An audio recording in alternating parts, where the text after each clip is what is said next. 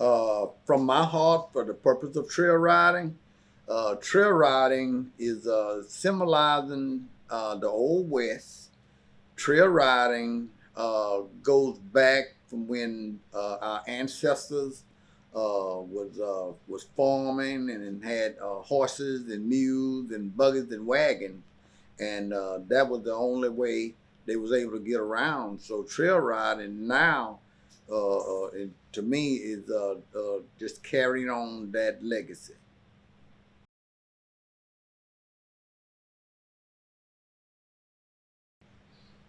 Well, the purpose of the black trail riders and to have their identity, probably as I first stated, when you think about it and go back into time, you can realize that the black cowboy actually came from slavery, and during that time is when uh, that's how the name cowboy came about. Because back in slavery, one master says to another master, as visiting his plantation, uh, he was calling off some locations and what are these? Who are these over here? And he would say who they were and who are these over here. He would say who are those guys over there with the cows? He said those are the cowboys because they kept the cows, and that's how we got to be cowboys. And that was blacks. We were nothing was black cowboys was the only cowboys. And you can look that up, and that is definitely the truth.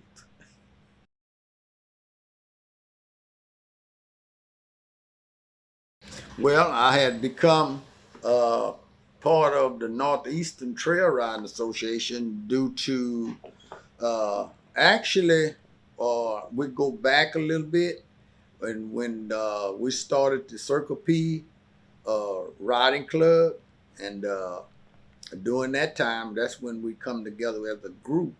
And after that, we kind of moved forward to coming into the restoration riders. And as we moved forward, coming into the restoration riders, we began to change from being Circle P to the restoration. And when we come to be restoration, that's when we began to get some rejection because we're now a Christian trail rider instead of just being social. Now we're Christian, and we changed, and then after that we started getting rejection. We started getting put down. We started getting treated not the same anymore. So we, by the Spirit of God, we began to move and start searching, and God pointed us to the Northeastern Trail Riding Association.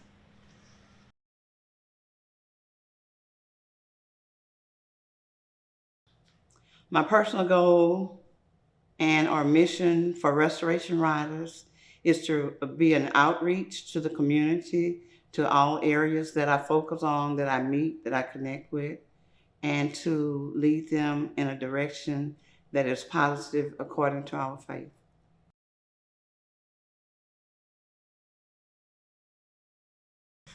Why does I have putting faith with the trail riding when it was actually social and didn't have anything to do with God? Well, it's because we believe and we know that all things work together for good for them that love the Lord. We do know that, and God has put into us and put into my heart, into my spirit, that this is a way. This is a way for us to get out and reach people and bring them to Christ through the trail riding.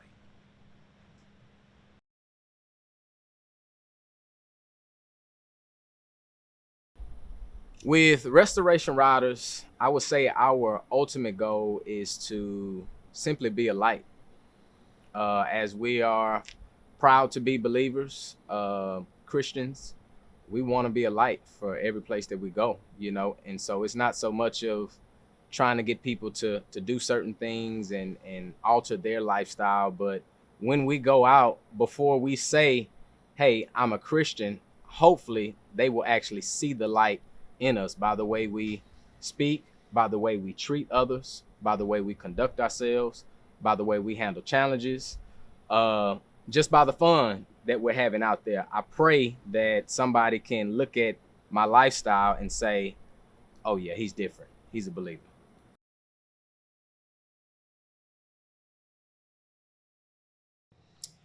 The challenges that I face spiritually, emotionally, with the ministry is being able to stay aligned with the ministry, meeting different type of people of all walks of life. I just want to make sure that I'm not a deterrent to what the ministry is all about. There are a lot of times when we speak to people and they're in different walks of life where they want someone to listen to them. There's a part of empathy that we're basically concerned about. We're concerned about the connection on a spiritual level, an emotional level, and a physical level also.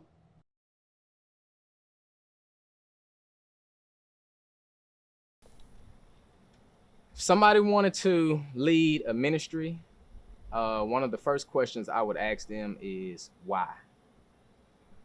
What's your motivation? Why do you want to lead this ministry? I would ask them, is it something that they feel they just want to do, or is it something they feel they have been called to do? I feel like if it's just you wanting to do something, it's going to be your strength that's going to get you through. However, if God is the one that's calling you to something, I believe that he'll give you the grace for every challenge and difficulty and anything that comes with it. I believe that he'll give you the grace to do it if he has called you to do it. And so knowing why you want to do it and what's your reason would be a major key.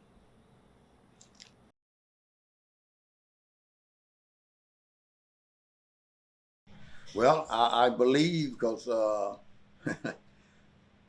praise the Lord. I believe that it is powerful because horses carry such a great, powerful significance. Horses is just, uh, man, that's another aspect that horses really have to bring people together. Hmm.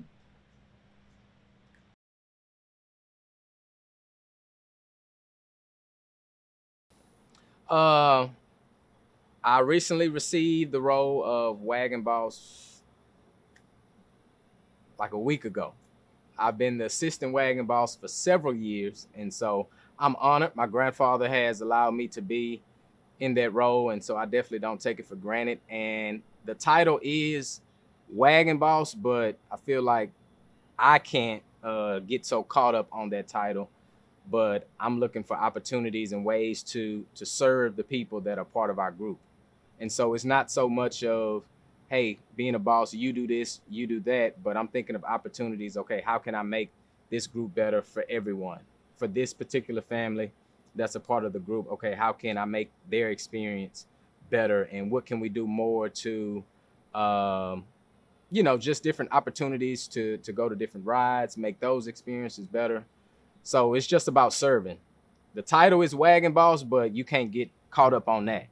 It's not a role where you just get to tell everyone what to do.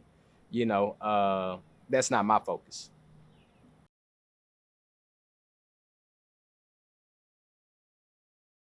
The advice that I would give to them is to stay focused, um, to pray, and to ask God for whatever their desires are of their heart.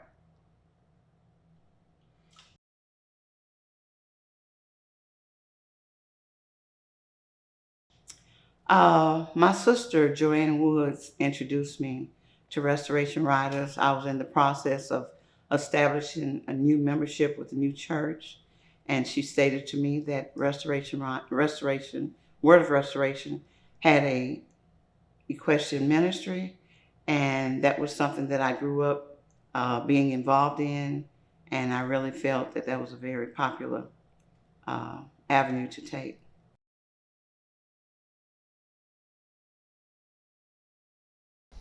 When it comes to restoration and what it means to me, I would say new beginnings would be a major thing that I think of when it comes to being restored. Another thing is being whole.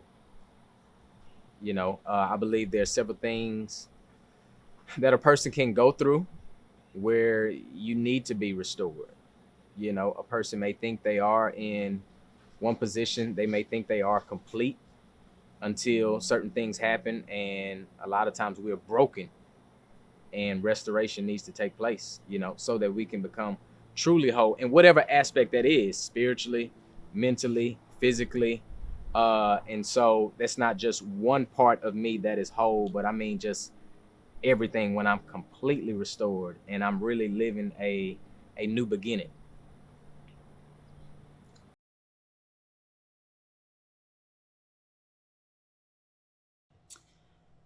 Who has inspired me, encouraged me the most? I would have to say my wagon boss, Reverend Charles E. Perry Sr. He has been a focus of support. He's been a focus of being an overseer to us, and he's a warm person with a lot of wisdom, and you can learn a lot from him. And I must say, I'm just grateful that the connection was positive.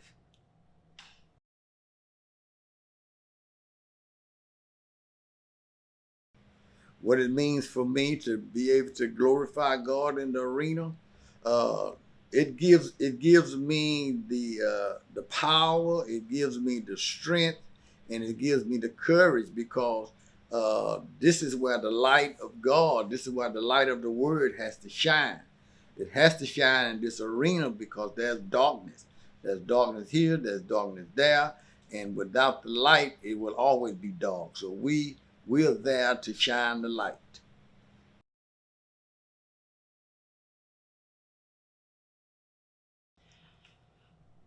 When I first noticed someone being transformed through the ministry, is we had one particular person who held a position in the trail riding association, where he had been through military medical situations, and he had also had a death in his family, and he was going through a trying time.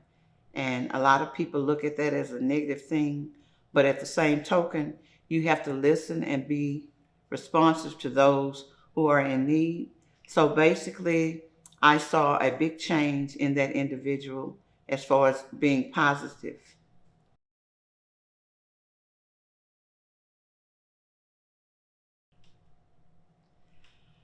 Being a part of this group has strengthened me to separate the choices that I have made in the past, and by being not just for people who want you to be around them, but to be positive and to continue your spiritual growth.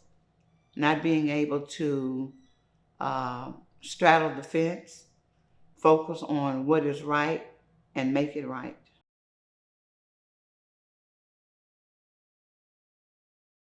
Wow. When I led the 14-day ride on that mission, and what inspired me so much is that I had a lot of youth with me. And right today, uh, that those youth is still out there, and they're grown now, and they have their own families, they have their own children, and they are doing such great work. When you look at some, I see quite a few of them in the rodeo arena, are doing good. You take as uh, you take. I know you probably heard of Dush. He's a roper. He's a young guy that was with us back in the day. And Solomon, Corey Solomon, you hear him. He's a good roper. He was out there with us one of the days. And I also has a great grandson. I have a great grandson that's doing an awesome job with horses, that was out there with us doing that emancipation ride.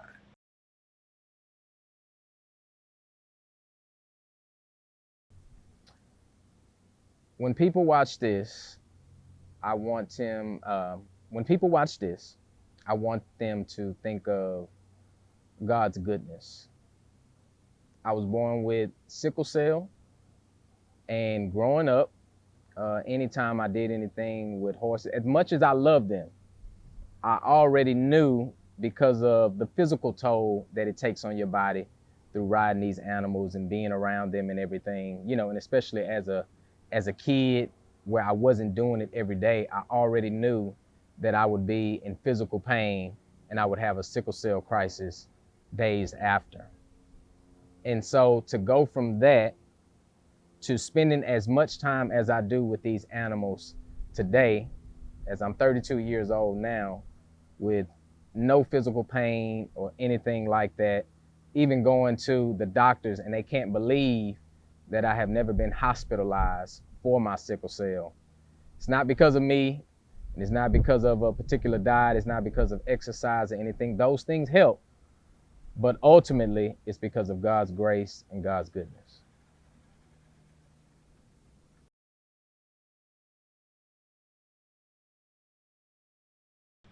What I would want mostly for my family and members and people in the community to know more about me or represent me is to, how I carry myself, how I conduct myself, and how I want to be remembered about what I did to help people, how I do to help somebody.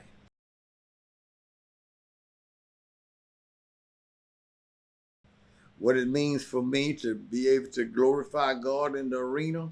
Uh, it gives me the power, it gives me the strength, and it gives me the courage, because this is where the light of God, this is where the light of the Word has to shine. It has to shine in this arena because there's darkness. There's darkness here, there's darkness there, and without the light, it will always be dark. So we're there to shine the light.